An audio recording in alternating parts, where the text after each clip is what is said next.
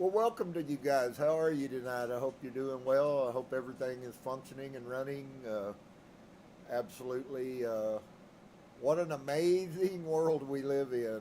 What an amazing opportunity that we get to in our lives to love and to grow and to learn things that, well, it doesn't. Some people have known them for all of these ages, all the way back to the most ancient, but the mass majority of people didn't. And so we now have become the mass majority that does. What a wonderful paradox that's going on. So, well, as I told some of you, my book that I wanted us to look at on Wednesday night, since we're done with the Gospel of Thomas, and I have to say going out of that book on an amazing last verse in light of all of the things. And I've had some that said, "Wow, what is the ramifications of those words?" And if you remember, the last verse that we read in the Gospel of Thomas had to do with Yeshua telling them that, bring me a woman and I'll show you a man. And certainly a lot of principles to duality and all of this that we certainly haven't been told. It does explain a lot of things, and I think that there's even a lot more in front of us that are going to be explained, and it is going to totally change the way we view the world. For those of you who may not be quite sure or quite convinced, the change that is going on in the world is going on. The only question is what part do you get to experience of it? I think oftentimes our ego, because we are so ego-driven, especially in America, but all humans are. And I think Americans are trained to have a super ego. But if we just come down to the state of recognizing who we are, and then I think we'll do well. So, anyways, in lieu of my book not coming in, I think you guys are going to be really blown away by. We've been massively blown away by some of the things that happened, both connected directly to Dolores Cannon as well as other people who have been trained by her and such. And so I wanted to share a little bit tonight. There's something I've been looking at and experiencing, and I know that, to a large extent, I probably don't have too many psychology scholars that are here. But on the other side, I think all of us deserve to be given as much truth as we can handle, and then given time to try to swallow it. And I know that's certainly how Source Father God has dealt with me. He gives me things sometimes many years in advance, and it takes me that long to get there. So I'm thankful tonight that He is long-suffering and patient. That's one of my affirmations, and we're going to talk a little bit in a while about affirmations, and maybe I'll have some things to share with you. Some of you I know have been attempting to do meditation, and I don't know whether you've totally been successful or haven't been, or you're frustrated or whatever.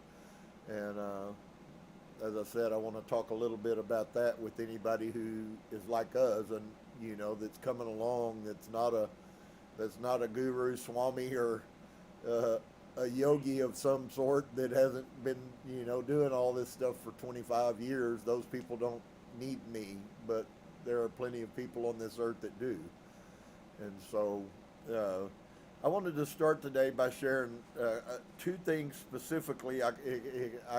There's a lot that I would love to bring out, and this ties to a piece that I've said something about Carl Jung, and I know many of you may not know who Carl Jung is, but he was really one of the most profound. He was definitely an early stepper outer, if you would, a forerunner of the movement that's going on. Of course, when we slow down and catch our breath and begin to realize that, friends, whether you recognize it or not, Father has been making a change on this earth for a long time. We've been in the beginning throes several hundred years, I suspect. And so if we can dare to allow our minds to be open enough to recognize that this really may be something that's real, and maybe it's not so far-fetched that, as Yeshua said, we are light, we are already light.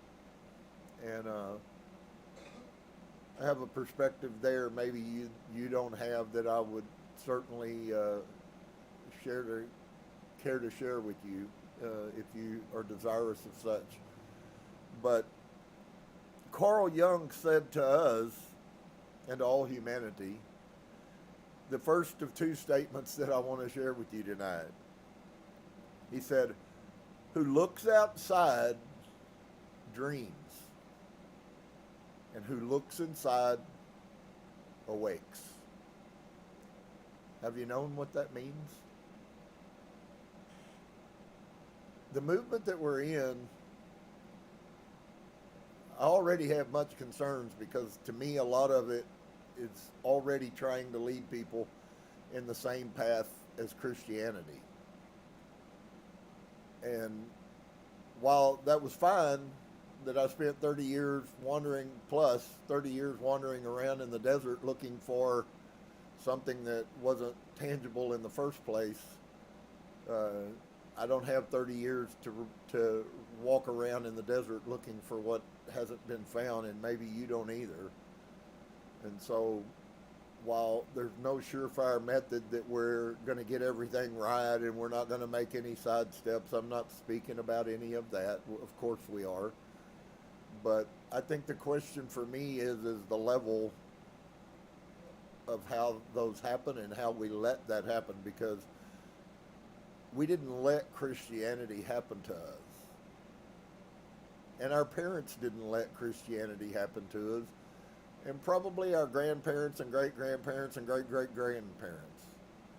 But whether they intentionally let that happen or didn't is kind of at this point is really a mute subject.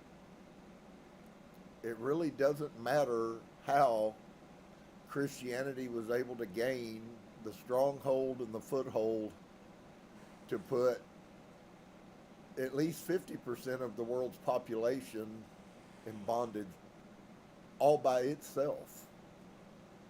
And I realize that they believe they're free. I realize they certainly have an interpretation of Jesus. I get that. I know it better than most Christians do, unfortunately. But my question is if this is real, and it is, if this is real, then maybe we need to exercise maybe we need to exercise the thought process, and maybe we need to give it the validity that maybe our parents didn't, or grandparents or great-grandparents, however far you desire to go backwards. And so there does appear that there are things that are having come out of bondage that would have a desire on many levels, almost at the concept of trying to draw people back into bondage. I'm not the only one speaking this, just so you know. My words are probably unique to me, but the principles are there in other places that are very now. And so I think we have every reason to be concerned. In fact, I think it would be quite naive of us to believe that anything that humans can get their hands involved in, they're going to inevitably twist, bend, and mold. And while I think that there's some good twist, bending, and molding, just because that's the truth doesn't mean that all twist, bending, and molding is beneficial. And so this statement that Carl Jung made is really an eye-opener and a wake-up call. Maybe you've asked the same question, because I know that there are people that I've talked to that are already, without really a lot of knowledge of psychology, without a lot of knowledge of meditation, without a lot of knowledge of whatever you want to call yoga, Hinduism, Buddhism, and I'm not against any of those things. I think they're all wonderful. I think meditation is wonderful. But the minute that we let anything that's good turn into a dogmatic situation, then whether you recognize it or not, we've gone back into bondage. I think one of the greatest words of affirmation and truth that I've heard is that the awakening that's going on the earth is going to happen no matter what you do. I think the question we have to ask ourselves is, how is it that I'm going to apply and fit myself into that? And so that might be a huge revelation for some people who don't quite really understand what's going on and and how huge it is. And that's fair. So Carl Jung's statement that people, and so I'm going to turn this on us, people that are inside of themselves that are looking out are simply dreaming. Because nothing that you're seeing is reality in the manner in which you think reality exists. And it is only those people who are willing. Now, I know that I've been preaching this for, I don't know, give or take 30 plus years, about the power of the mind and that this is a mind journey. I don't know how I knew it. I mean, I do. It was Source that was feeding me that stuff 30 years ago. But it really is about our mind. And so if all you can do is continue to look outside for some source to save you, you're just living a new dream. And I don't desire to encourage anybody to live a new dream, although if that's what you desire, then by all means step out of one matrix and jump right into the next one. That's fair. I mean, you have every freedom and right to do that. I don't say that's the best path as far as I'm concerned, but that doesn't really mean anything to each and every one of us individually. And so a large part of this journey that we're on, and I fear that even those who are part of the awakening and those who are part of all of these different enlightened things that are being sold all over the world, I don't hear a lot of them selling this very significant truth, because it's not really a very popular significant truth. And that is, the crux of this whole journey has nothing to do with how many hours a day you can meditate. For some people, that worked great. In times past, that worked great. But we're not living 100 years ago. We're not living 200 years ago. We're not living 2,000 years ago. 2,000 years ago, when Yeshua went to Kashmir and may have, I don't say that he did, but he may have meditated 6 hours a day. But he wasn't living in the time in which we're living in. And so we have to learn that we have to be relevant to the time in which we're living in. I've seen several things go on in the last couple of months. And for me, from my view, from my journey, things that he spoke to me and took 5 years to happen shifted to things that took 2 years to happen, shifted to things that took a year to happen, shifted from things that took 6 months to happen to a month, and it hasn't so far seemed very much at all like it's slowing down. And so what am I saying, and what does that mean? Well, what I'm saying is that we are living in a specific time such as never has been, although there are many other dimensions going on at the same time. We as a society, we as a world, we as have not been in exactly this situation ever, as far as I know, unless you go back to Atlantis or another society. So there is an awakening that's going on.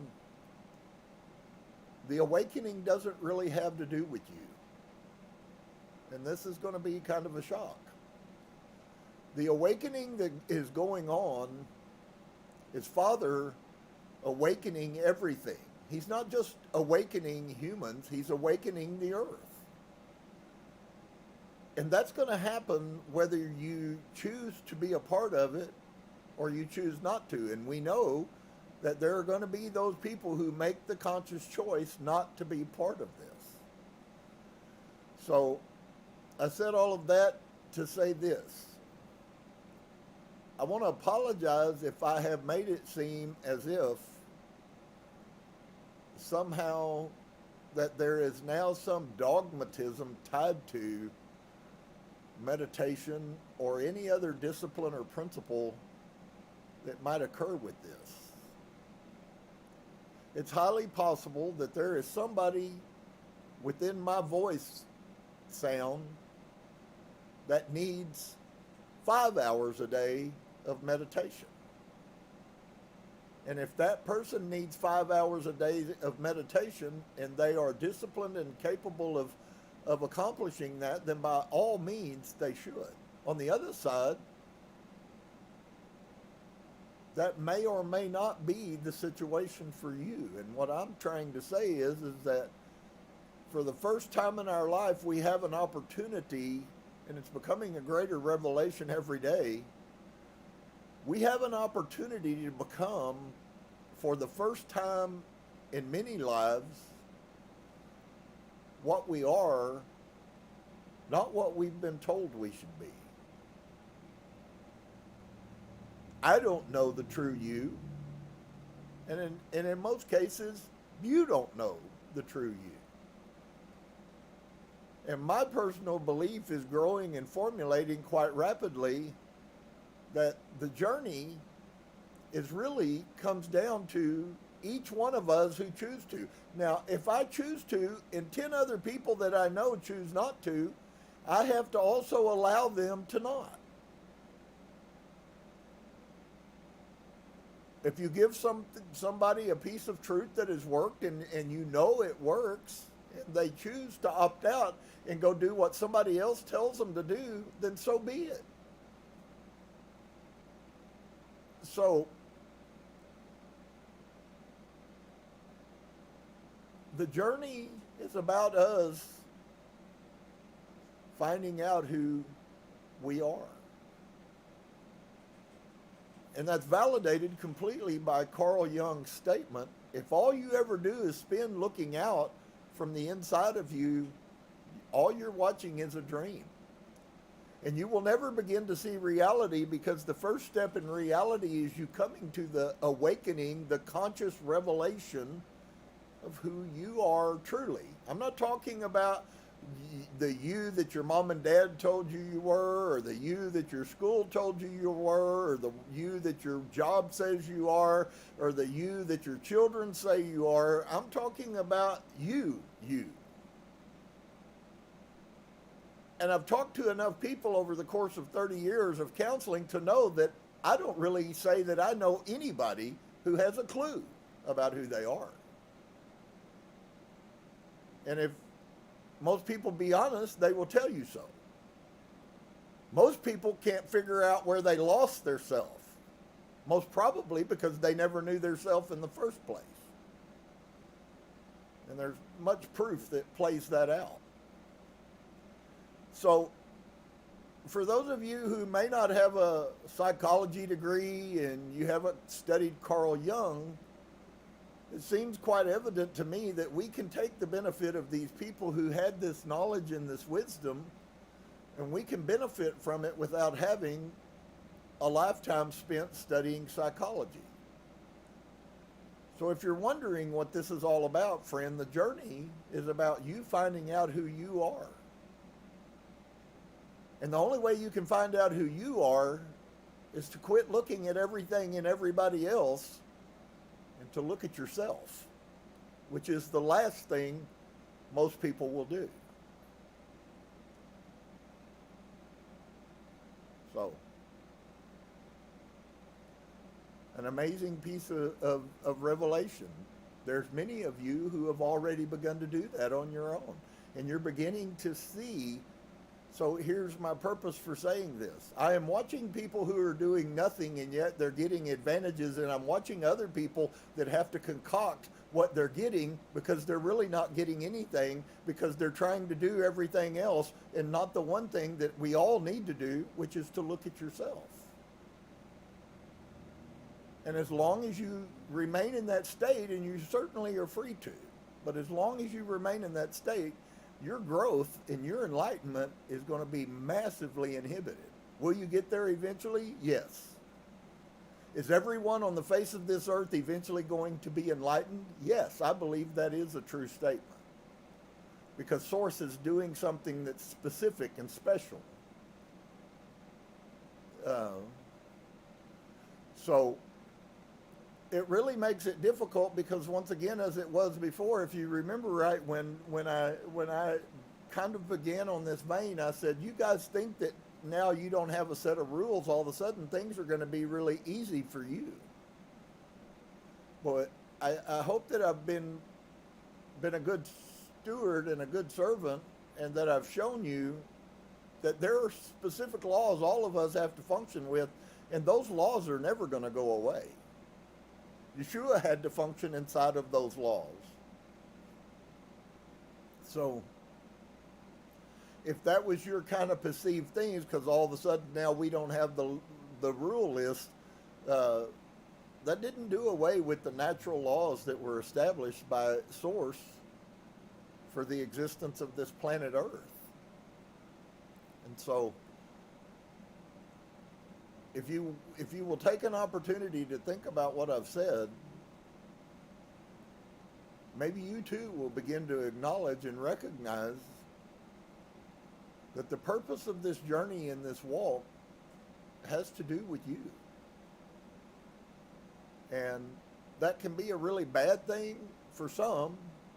I find it as an amazing journey. But maybe for you, you have more hidden things, or maybe you have played games more with yourself than maybe someone else has. There's 1,000 reasons. So, no matter what it is, inevitably, there's going to be plenty that all of us get an opportunity to deal with. But you can short circuit that if you choose to.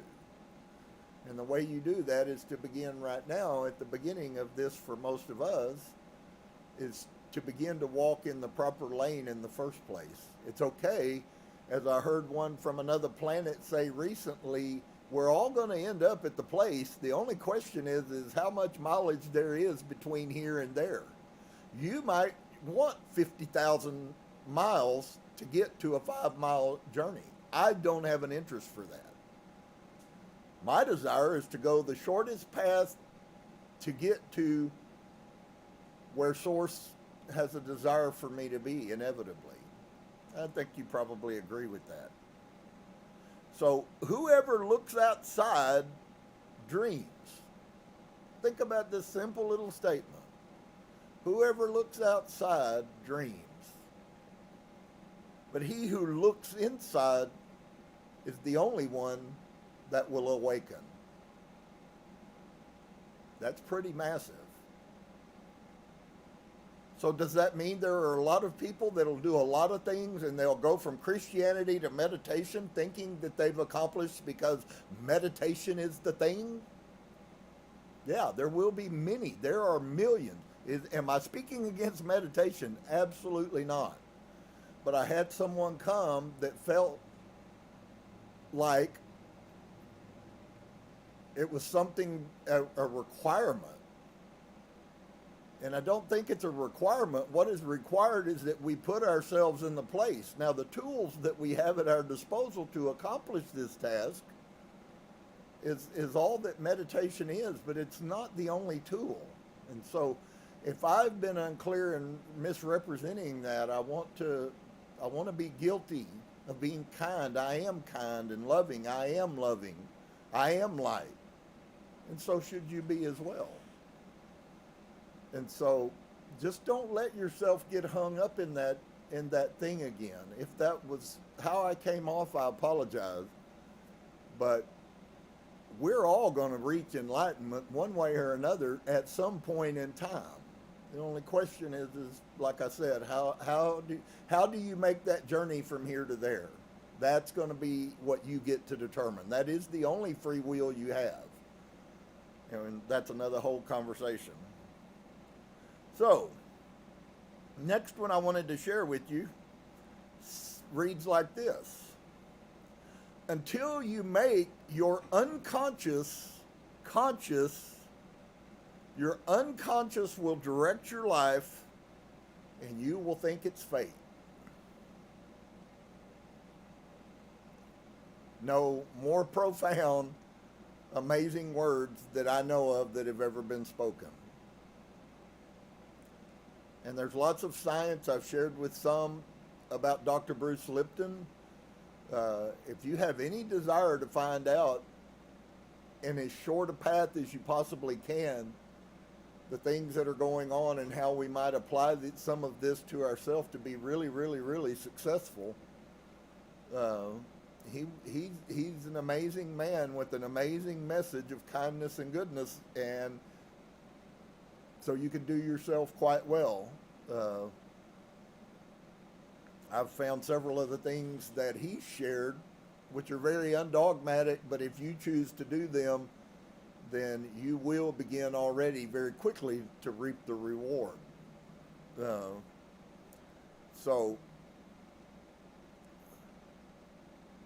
next I wanted to share with you.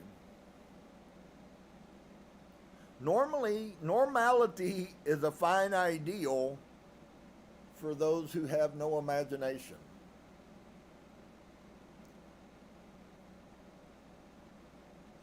This is all about your mind. And if what we perceive to be reality is not reality, then what we have to be able to do inside of us is to be able to see the reality that we desire, and that comes out of your mind, which is also where your imagination comes from. So you say, well, what are you saying, that we're imagining our reality? Friend, we have to imagine everything. Yeshua told us to imagine. The whole principle that I shared about the praying right before this really began, I see now that Source was guiding that, because the revelation of the things I shared is actually even much greater than what I knew at that time just a few months ago. But until we can see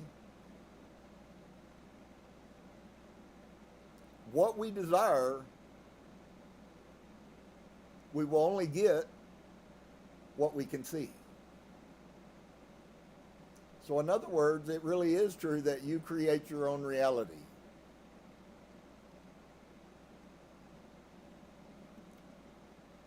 The privilege of a lifetime is to become who you truly are. And so for any of you who might can understand, agree, bear witness with you not having knowledge of who you are, then that just sets the exact stage for what I started out at. The privilege of a lifetime. The privilege of getting to come to earth to fix some problem that we have, to learn some knowledge that we haven't had, is for us to come here and find out who we truly are. And so,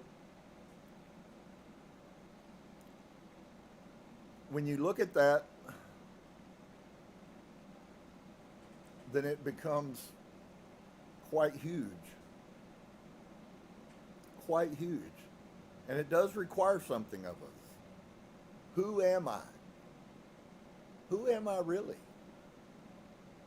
If you haven't asked yourself that question, I would like to encourage you, whether it be walking in your bedroom and looking in the mirror and looking yourself in the own hard eyes and looking deeply inside of yourself and asking yourself, hey, guy, who are you? Who is that that's hidden back in there that I don't know anything about? What might that one look like, and how do I resemble? And most people, most people snuff their nose at that and throw it in the trash can and never do anything with it. But unfortunately, it appears more rapidly, the more that I study people with knowledge of such things, the more I hear that principle coming up all over again, and again, and again, and again, and again. So, the whole purpose for us being here, if you've wondered, what is the purpose of man? The purpose of man is for you to come and find out who you truly are. Who are you? You're not this body. And that's a really deep question that, and some will choose to accept the responsibility for doing so, and others will continue not to. Both are okay. I don't think there's necessarily a right or wrong answer. It's only just about what results you get out of the rest of our life that you have. I don't know about you. I don't have a lot of rest of my life left as far as I'm concerned. Maybe if I make it to 80 years old, I maybe have, 17 years? You know, when I was 30 years old, it wasn't such a big deal, but now, just like then, when I just said that, I got maybe 17 years left. My grandsons won't even be in their 30s. So, it gets real significant if you're a person that's looking for truth. And if you're not and you're just looking for what the next great thing is, well then, good luck with that one. So, one of the things that I've found, and I'm kind of done with that. I wanted to share those two things with you. And they're both about the same thing, about us looking inside ourselves. So in the course of doing that, how many of you that have looked at yourself have been honest enough? Maybe there's some of you out there that are really, really, really, really struggling with this whole thing of meditation. Meditation is a discipline that can take a lifetime to learn. Okay? Once again, all that I'm doing right now is recognizing that my lifetime that I have left is really very finite at many levels, unless I get blessed and I get to live to be 100 years old, and then at 100 years old, I have 37 years left.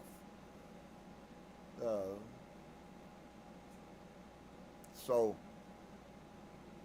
then we begin, we're in the middle of a transit. There's a change going on in the world. There's a change going on in frequency. There is an enlightening that has happened. Whether you ever come to this knowledge or don't, it's going to happen anyways. The only question is what is your part? How do you address it? How does it feel? How does it work for you? And all of those things. And it's really the greatest time that I know of, at least in all of our lifetimes. Much farther than that, but after our lifetimes, it's kind of a moot subject, right? So, Dr. Lipton that I was sharing with you about is a epigeneticist, and he's proving all kinds of things spiritually. He's tying science, quantum physics, and awakening all together because they are all the same. We are functioning in quantum. We are already in the 5G realm, and I'm not talking about the telephone. I believe that at some levels that right there is actually an enemy of the awakening world. But, and I'm talking about the cell phone towers and all of the negative forces that are the EMFs that are destroying. For those of you who have cell phones and you carry in your pockets and stuff, you may want to do some research and recant that idea. There's a lot of proof that's coming out that cell phones are very destructive to the human body. We don't use crystals anymore, or most people don't know anything about them because Christianity said that was witchcraft. And yet Mother Earth has generated and given to us many crystals that counteract these negative forces that are being put into our lives on a daily basis. EMFs and 5G radiation and some of which they have no clue what it even does to the human body. But we do know that Steve Jobs died from cancer of his butt, which is where he also, by the way, carried his nice Apple phone. So it's not a game. EMFs are real. Government uses them and now has weapons that use EMFs. So it's really important that you get a hold of those things. But it seems to be that we began a journey as a child, and I look back at this, it's really a pretty bold statement, that the science says that the first 7 years of our life, our mind stays in a state of hypnosis, if you will. And it also has a function of duality, which is really the piece that I'm going to talk to, which has to do with your minds and the two halves of your mind.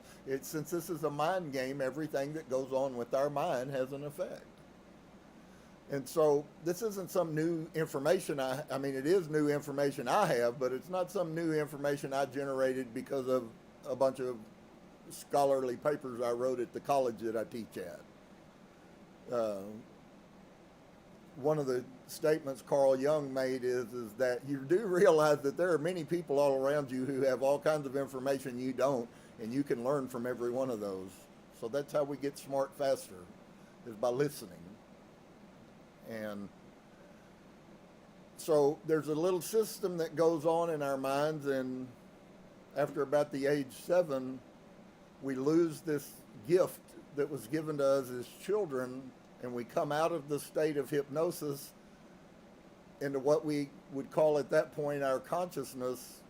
During the course of that 7 years, we're being programmed by everything that goes on around us, and that's also a part of the determining factor of who you were. So you have everyone who ever was in your life for the first 7 years of your life to think for seeding you. And I look back at those things, I understand now. I was seeded towards Christianity. I was doomed as far as that went from the beginning, because there was no room to not believe Christianity. And it goes much further than 7 years. We continue to learn, but in this time, we really don't have any control over it. And so at that age, your mind splits and you get right mind and left mind. Y'all know the whole deal. One is analytical, one is emotional. That's all really old news.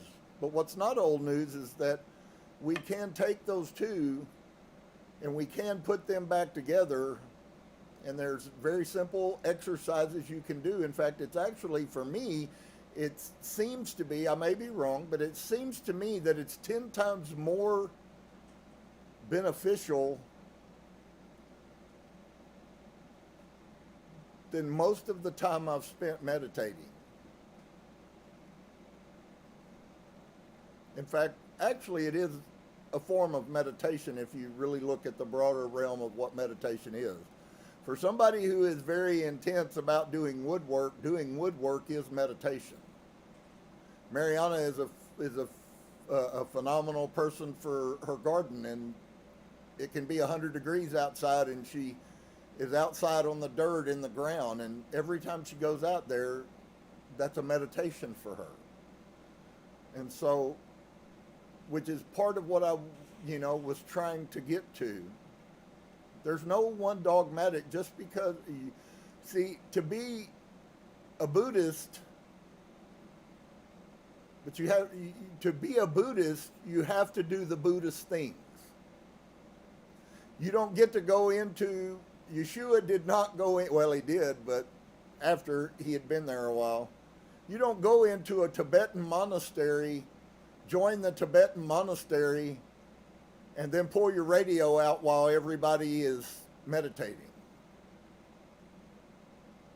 Okay? So what I'm trying to say to you is, even in the purest forms that we have, those things have dogmatic order to them. And so if you are a Buddhist monk, you meditate.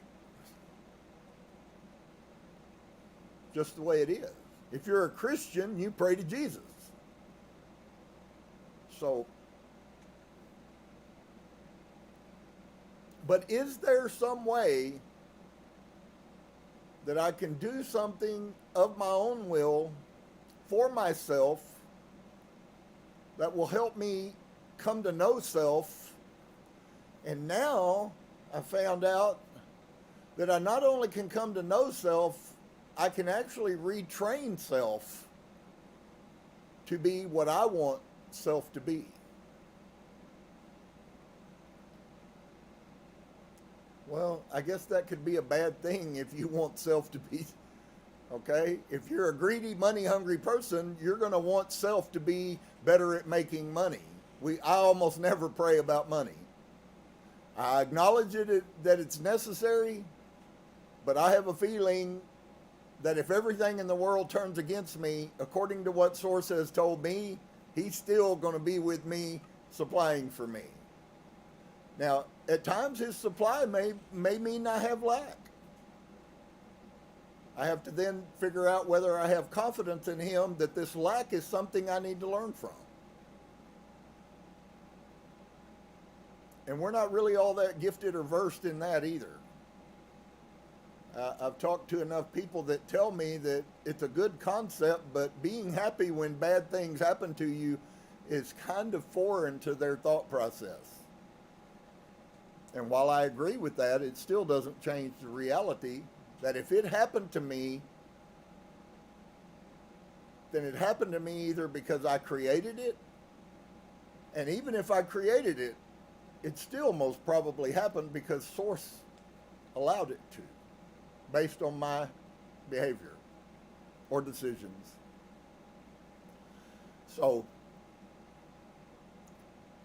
we now find out scientifically that in a very simple, I'm talking this is like simple. You want to know a hyper-fast way to get somewhere and to begin to get your mind in league? See, we're out of sync, and you'll hear a lot of people talk about this as being out of sync.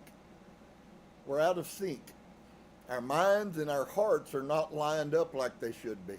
If you look at the chakra symbol, you always see that your chakra runs right dead through the center of you. And when you are balanced, your chakra is in a straight line right down your spine. So if I can figure out how, if my mind at about 7 years of age, the two halves separated, and I now either I'm left-handed, which means that I'm a very emotional person. Most of you have probably seen that played out. On the other side, for a right-handed person, they're going to tend to be more logical and analytical, and they have problems understanding archaic concepts, and they're not sure about spirituality and a lot of other things that can go with that. And everyone uses the two halves differently based on each individual person. None of us are exactly the same. None of us need exactly the same things. But there is something that all of us can use no matter what we need. And that is that we all need a picture. We all need to find out what it is that helps us to see what we really are. If that is your journey of enlightenment, because that is what enlightenment is about, friend. Did any of you, ask yourself this question. What is enlightenment about? You have a single answer. Maybe you don't even know you do, or maybe you don't even have a clue of why you have it. But if you are one who is seeking enlightenment, what enlightenment are you seeking? There are many enlightenments. Do you want to be enlightened how the car burns gasoline? That's an enlightenment. And so what is it that you're seeking? What is it that you want out of this? And I think these things very closely pair to what our divine purpose is in the contracts. And I know some of you do know. I've talked to some of you, and then some of you probably may not know anything about the fact that in past lives, before we came into this life, we signed a contract of what we were supposed to accomplish here. And if that doesn't affect you to the core, then I'm sorrowful for you, because you're going to be back again. I'm trying to get out of here. Okay? I'm trying to fulfill my contract and leave this place with no karma stored over so that I can go on and do the other things, go to the other places, see the other beings. And there's a lot of people like me that want the same thing. They don't want necessarily to come back to this dense, heavy, painful place called Earth. At least not right now. Maybe after a couple thousand years, I'll come back again. But if I don't find the answer to this question, I'm going to tell you a secret that many are saying, but many aren't hearing. And that is you are going to be back. When you begin to understand karma, friend, it takes a lot of work to get rid of karma in your life. And yet you don't have to do anything. You just have to do nothing. Because karma is tolling up either positive or negative every minute of every day, of every day, of every day. All the mindless things you do, friend, there's a karma price to pay with that. That's why enlightening of the mind is supposed to be what this journey is about. My mind needs to begin to see all the things that it's never seen before. And by hopefully doing so, I'm going to allow myself to actually see me as well. And so that's a big deal. You'll see plenty of this will get validated over the next little while. But the exercise I wanted to share, because we're getting pretty close there, the exercise I wanted to share tonight is for those of you who, like myself, maybe you're struggling with meditation in the event that you've even attempted it all. And it's okay. I'm not condemning anybody if you haven't. It's not really like the thing everybody wants to run out and go, yippee! There's nothing fun about it. And especially when you first start, there's nothing fun about it. It's boring. Your mind runs at about 1,000,000 miles an hour. You know how your mind is, right? The minute that you tell it not to do something, that's when your shadow kicks in, and so it goes into hyperdrive. Maybe some of you trying to meditate have recognized that. You sit down and say, I'm going to quiet my mind, and everything you haven't thought about in 2 months creeps up in your mind in 5 minutes.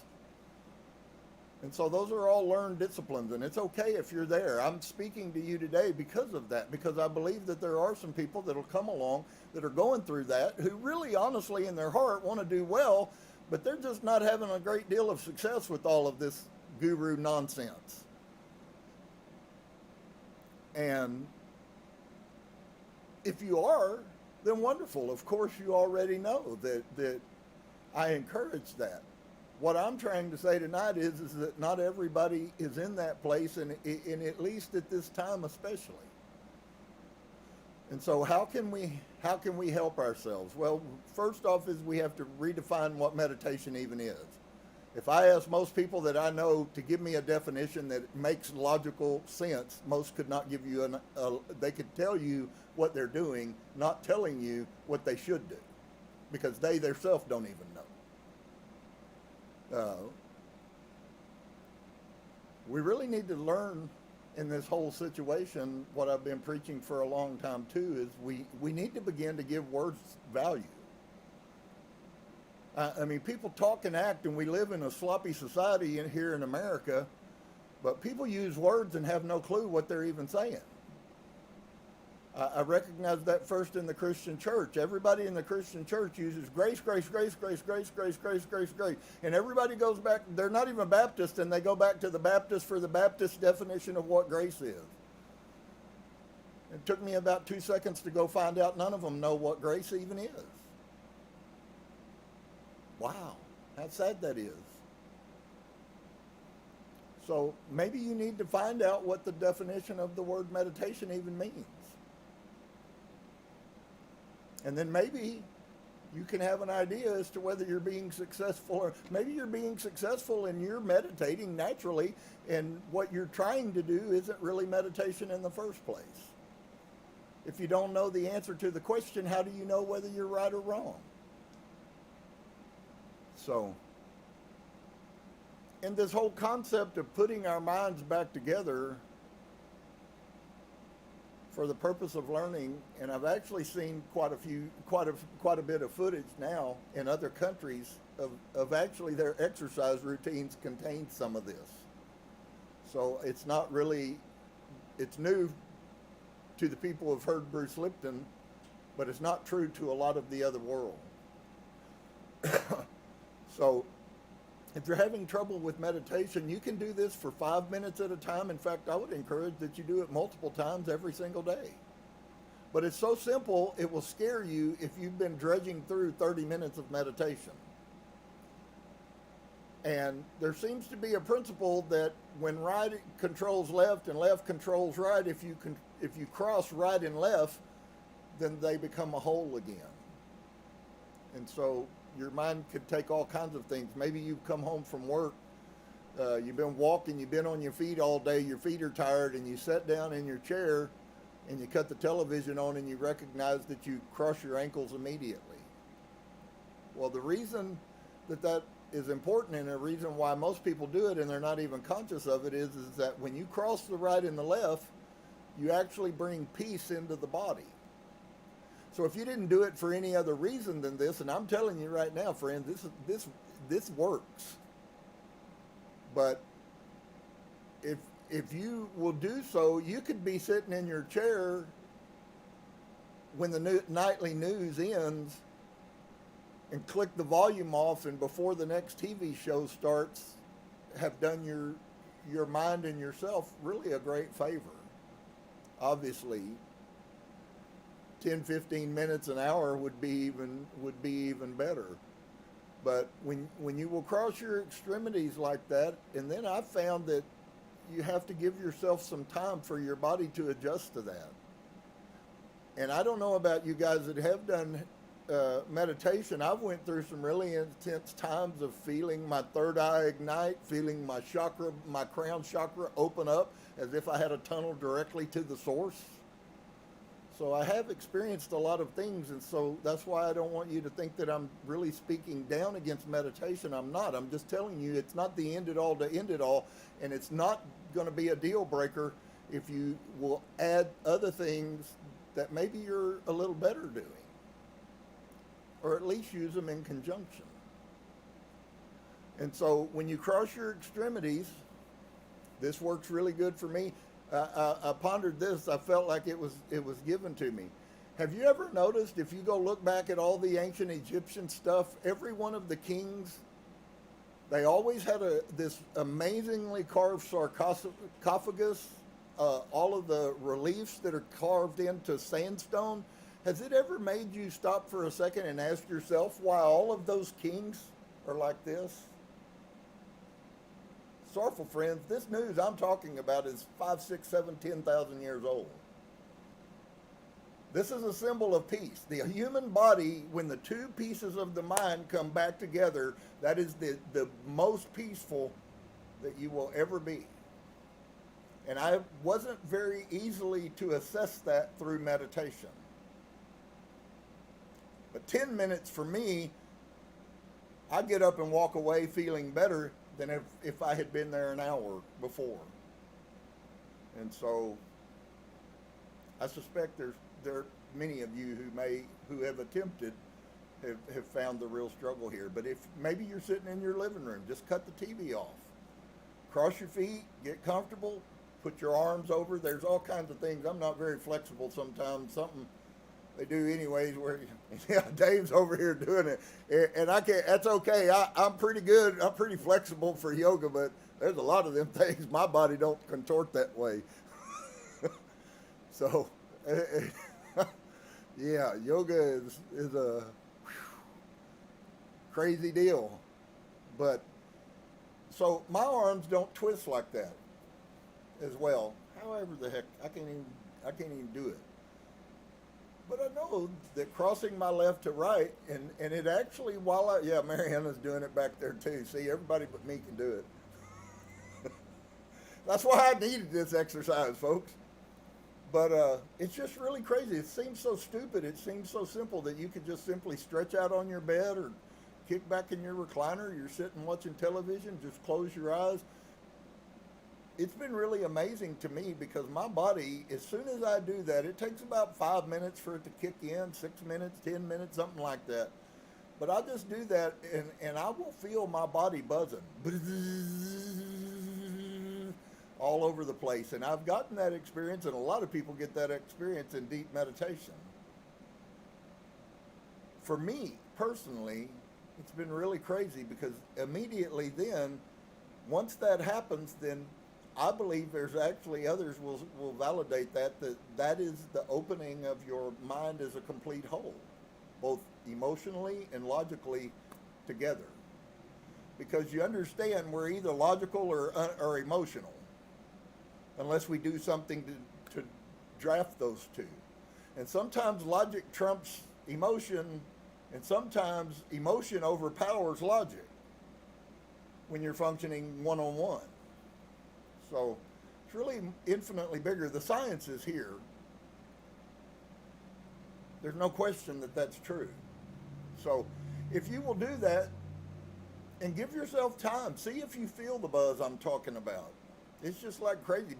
It's like the little, if you're learning what we're learning, you know already then that everything is energy and everything is vibrating and there are no fixed substances. And even our science is saying this is true. Everything that Einstein thought was true is true and yet not so.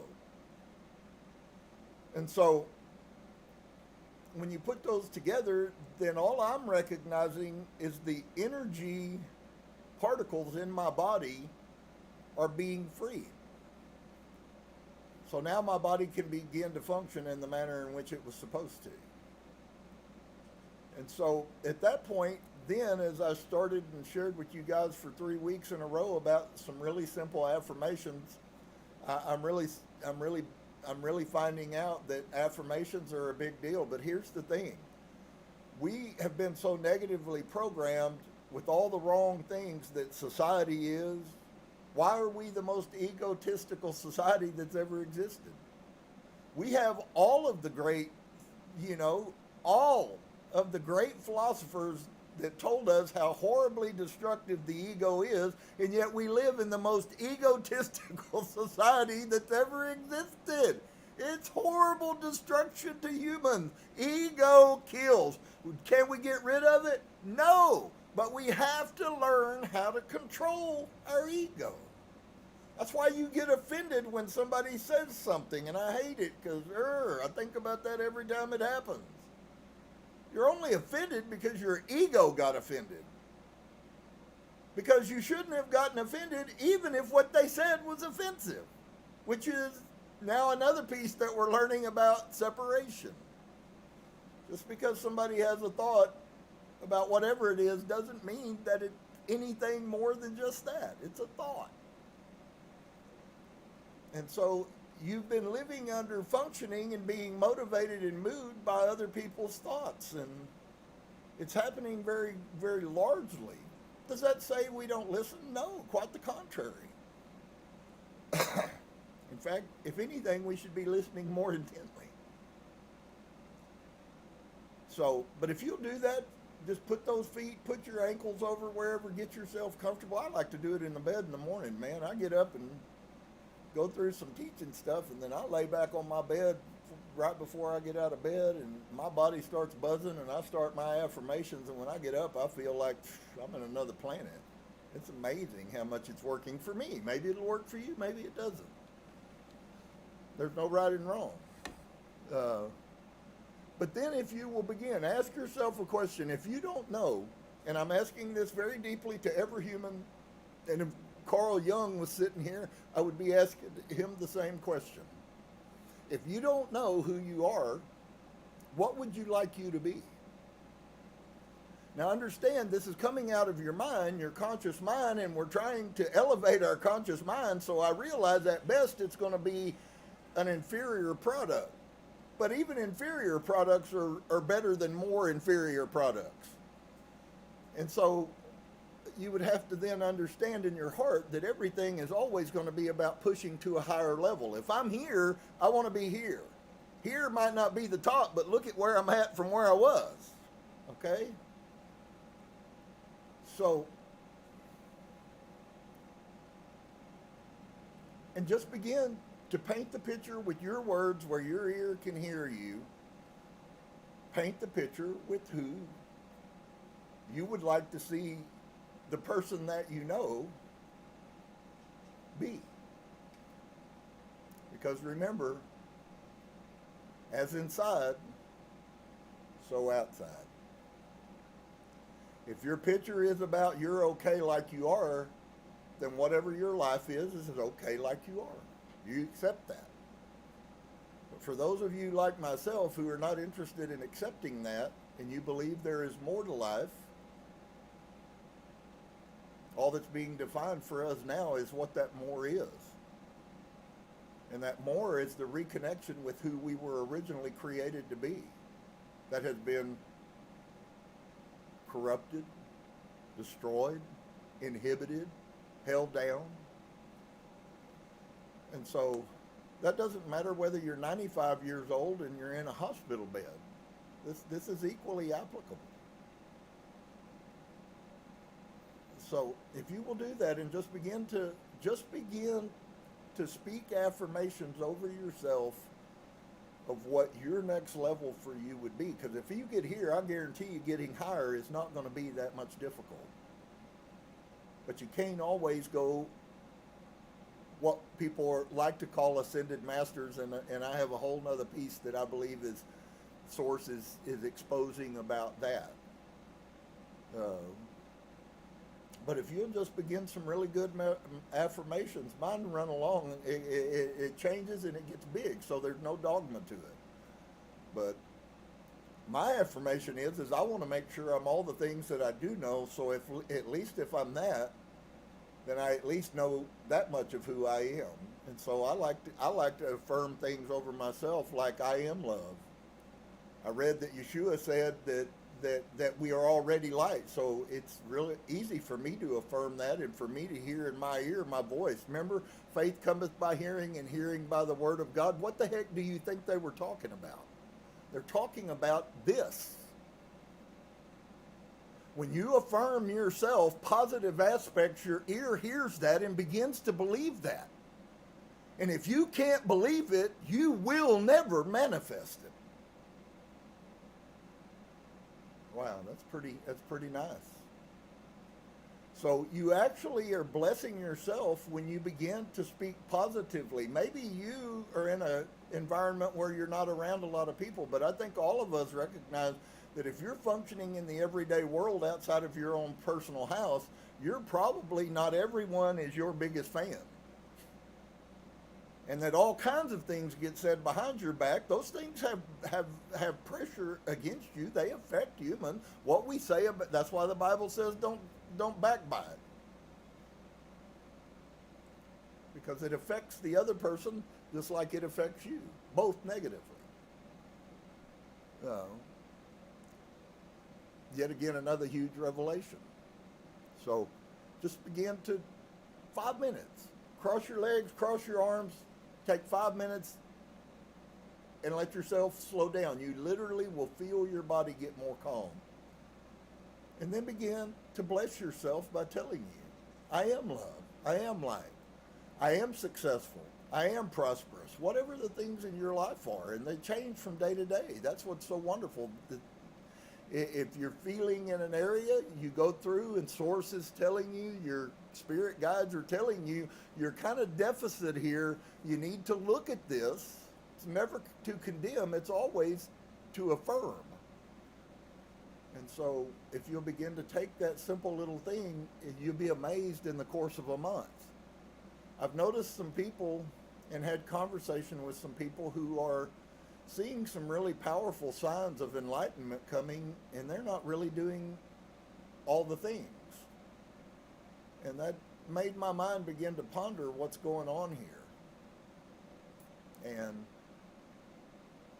so we need to find where we can find that place of peace and where we can let our minds begin to do what they were intended to do, which is to work together, not work apart. And so, if you already knew all that, I'm sorrowful if I bored you. On the other side, if you didn't know all of that, I assure you, if you take a minute to think about it, you will, and then begin to practice it, you will find out some really nice advantages to it, without having to be dogma or having to feel like somehow you're going to go to hell if you don't meditate long enough. And I just cringe at the thought of I've said it already too many times. Look, while I am a little bit gun shy, I have to be honest with you. I don't want to go through another 30 years of Christianity. I just don't. I want to find out what works. And that's, to me, at this point, the only thing that's important. And according to what source has told me, my purpose is to help some people who might be looking for the same thing. So I'm game. I'm all in. So anyways, peace to each and every one of you guys. I hope you'll take advantage of this. I hope you see but if not, then it doesn't mean that I'm wrong. It just means that maybe it doesn't work for you. But I'm sure I'll hear back from some that was pretty revolutionary, because it certainly has been for me. Just remember, you are light. You are light. Wow. I've been walking around for 3 weeks, and I still don't have a concept of how huge what he really said in that statement was. I am light. What does that mean? What does it mean? And so the good news is we're on a journey to find out what that means. So peace to each and every one of you. I hope that you have been blessed. I hope you haven't been bored. We're going to, if Father willing and it all comes to pass, it'll be the right time. Tonight was not the right time, and I see now that why he orchestrated things like he did.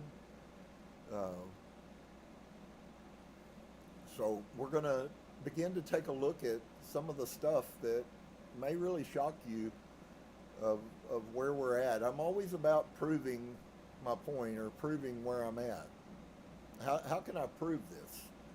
Well, in Christianity, we have the Bible. And since all Christians are taught and brainwashed to believe that the Bible was the total inspired word of God, and that no human could change it.